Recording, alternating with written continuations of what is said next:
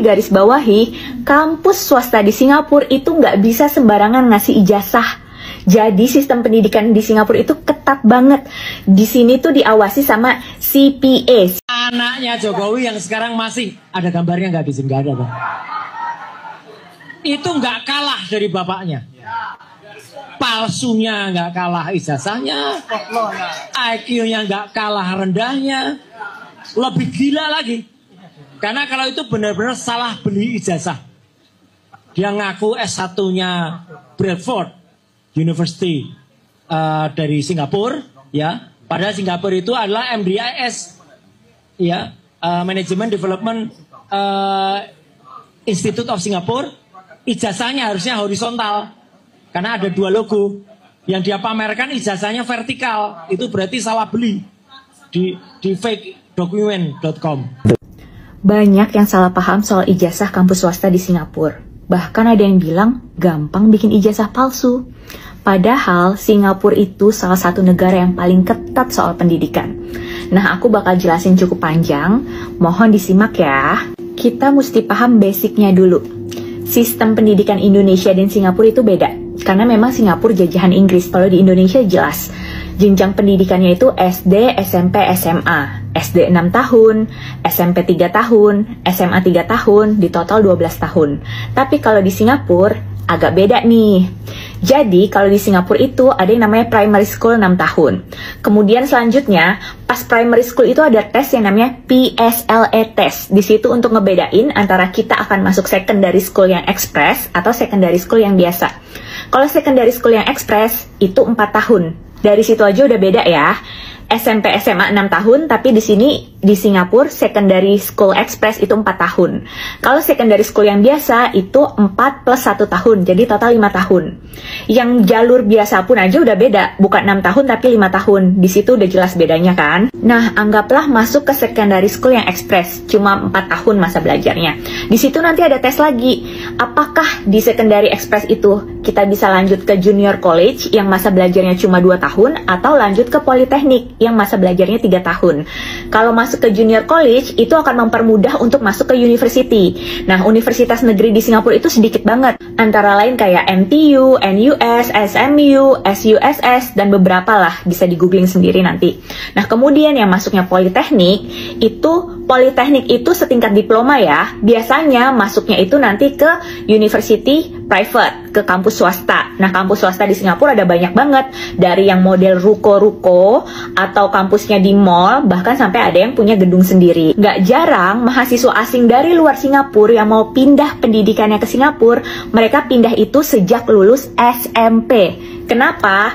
Karena kalau lulus SMP akan lebih mudah buat mereka untuk ikut ujian O-level. Jadi mereka bisa dapat kesempatan untuk masuk ke junior college. Dibandingkan mereka yang baru masuk setelah lulus SMA, itu biasanya hitungannya udah telat. Pasti nanti akan ada gap umur dengan teman-temannya.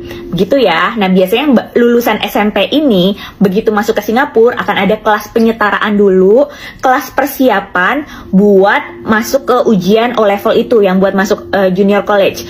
Kalau misalnya lolos ya bisa lanjut ke junior college dan lanjut ke universitas negeri di Singapura. Kalau enggak ya berarti dia akan masuk ke politeknik dan masuknya ke private university atau universitas swasta. Dan perlu digarisbawahi, kampus swasta di Singapura itu nggak bisa sembarangan ngasih ijazah.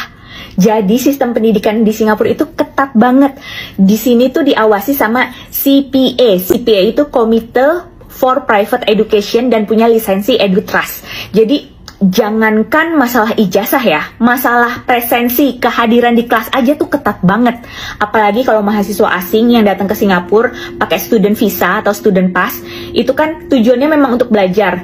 Jadi kalau misalnya kehadiran mereka di kelas itu harus 90% dan itu setiap bulan dilaporkan dari kampus ke pihak imigrasi. Kalau sampai kehadiran kita kurang dari 90%, biasanya either kita dikasih peringatan atau student visa kita dicabut, atau kalau kampusnya yang nakal, udah pasti lisensi kampusnya juga dicabut. Urusan student visa atau kehadiran di kelas itu penting banget. Kenapa? Karena Singapura itu negara kecil. Menghindari imigran-imigran gelap yang datang ke Singapura alasannya untuk belajar sebagai student, padahal di sini cari kerja. dan mereka jadi nggak bayar pajak kan karena visanya visa student gitu. Jadi untuk menghindari hal itu, memang sistem pendidikan di Singapura ketat banget soal kehadiran, apalagi buat kita sebagai student pass holder. Kembali soal kampus swasta di Singapura itu banyak banget, ada MDIS, ada Kaplan, PSB, ERC, dan lain-lain. Mereka itu bisa mengeluarkan ijazah sendiri sebatas diploma. Tapi kalau mereka mau mengeluarkan ijazah setara strata 1 atau S1, mereka harus wajib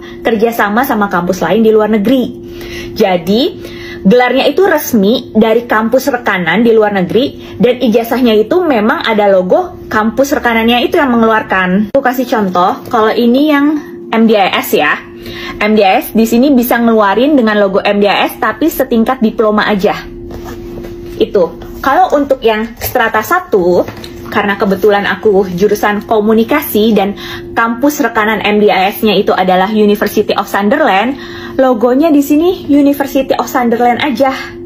Dan di sini aku second class honor first division. Aku jelasin ya, karena di sini agak beda dengan IPK di Indonesia.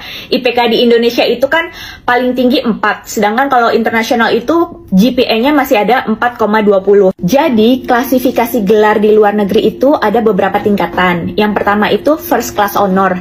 Itu GPA-nya setara 3,6 sampai 4,2. Di situ beda ya. Kalau Indonesia itu setara 3,7 sampai 4 untuk first class honor. Yang kedua itu ada second class honor grade 1 atau upper second. Itu GPA-nya setara 3,08 sampai 3,67. Kalau sistem IPK di Indonesia itu setara 3,3 sampai 3,6. Nah, yang ketiga itu second class honor grade 2 atau lower second. Kalau GPA-nya itu setingkat 2,48 sampai 3,07. Kalau versi IPK Indonesia itu setara 2,7 sampai 3,2. Kemudian yang terakhir itu sekedar pas. Itu GPA-nya 2 sampai 2,47, kalau IPK Indonesia itu setara 2 sampai 2,6. Nah, soal gelar nih, untuk pendidikan setara strata 1 di luar negeri itu yang umum adalah BA dan BSc. BA itu Bachelor of Arts untuk ilmu-ilmu terapan kayak seni, kemudian komunikasi, arts itu gelarnya BA. Kemudian BS atau BSc, Bachelor of Science untuk ilmu-ilmu pasti, contoh matematika, fisika, kimia, itu gelarnya dapat BS atau BSc. Itu tergantung kampusnya ya, bisa pakai gelar BS atau BSc. Nah, kemudian kalau jurusan marketing gelarnya apa ya? Nah, ini juga tergantung kampusnya. Jadi marketing itu terbagi jadi 2. Marketing yang lebih ke strategi, lebih ke komunikasi, itu dia gelarnya BA, Bachelor of Arts. Tapi marketing yang lebih ke ekonomi, statistik, atau ilmu-ilmu pastinya itu lebih ke Bachelor of Science. Nah, untuk kita tahu kampus itu gelarnya BA atau BSc, tinggal dibuka website kampusnya. Jadi hampir semua kampus yang punya website itu tinggal dibuka, di situ nanti ada modulnya. Karena orang kalau mau kuliah, mau daftar, mereka akan cari tahu dulu kan nanti akan belajar apa. Nah, biasanya di situ dicantumin, oh jurusan marketing di Universitas Bradford misalnya, lulusannya akan mendapat gelar Bachelor of Science karena modul pembelajarannya ini loh. Jadi daripada bergosip, buka aja website kampusnya. Lihat sendiri modul yang dipelajari apa. Untuk kampus MDIS sendiri, MDIS itu adalah salah satu kampus tertua swasta di Singapura. Karena zaman dulu belum banyak kampus swasta di Singapura. Keunggulannya adalah dia punya gedung sendiri. Karena nggak semua kampus swasta punya gedung sendiri. Dan ingat, catat, nggak semua universitas swasta di Singapura punya gedung sendiri, apalagi punya asrama mahasiswanya sendiri, kayak gitu. Nah, bisa terbukti dari tahun 1952 sampai sekarang MDIS tetap berdiri, itu berarti kredibel dan tidak menyalahi aturan. Jadi nggak mungkin yang namanya MDIS itu mengeluarkan ijazah palsu. Apalagi sistem pendidikan di Singapura kan ketat banget tuh. Soal accent dan logat orang dalam berbahasa Inggris itu beda-beda. Karena pertama, nggak semua orang beruntung untuk bisa sekolah di sekolah internasional yang bisa belajar langsung American accent atau British accent. Yang kedua, jangankan bahasa Inggris yang bahasa kedua gitu. Kita aja yang lahir dan besar di Indonesia, punya bapak dan ibu Indonesia, logat kita macem-macem. Kita sering dengar kan ada orang berbahasa Indonesia dengan logat Jawa, logat Batak, logat Makassar. Bahkan kita tuh bisa bedain kalau bahasa Indonesia orang itu tuh logat Timur.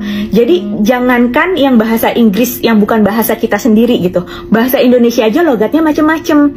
Jadi stop menghujat orang cuma gara-gara perbedaan cara berbahasanya, perbedaan cara berbicaranya, apalagi menghujat seseorang karena jenjang pendidikannya yang kita sendiri nggak tahu kalau ternyata memang ada perbedaan sistem. Jadi kalau ada tuduhan atau gosip-gosip soal ijazah dari Singapura itu palsu, mohon di cross check dulu. Karena Singapura itu ketat banget soal sistem pendidikannya. Apalagi di sini yang namanya korupsi atau suap itu tuh hampir nggak mungkin karena hukumnya seketat itu. Jadi sebelum kita bersuara, ada baiknya kita cari tahu dulu, cari informasi yang kredibel, barulah kita menyampaikan. Dan nggak perlu ngotot, nggak perlu ngegas, karena orang berpendidikan biasanya tenang. Jadi segitu dulu penjelasan dari saya. Kurang lebihnya mohon maaf. Dan kalau ada teman-teman yang ingin menambahkan silahkan. Itu aja dulu. Bye-bye, salam damai.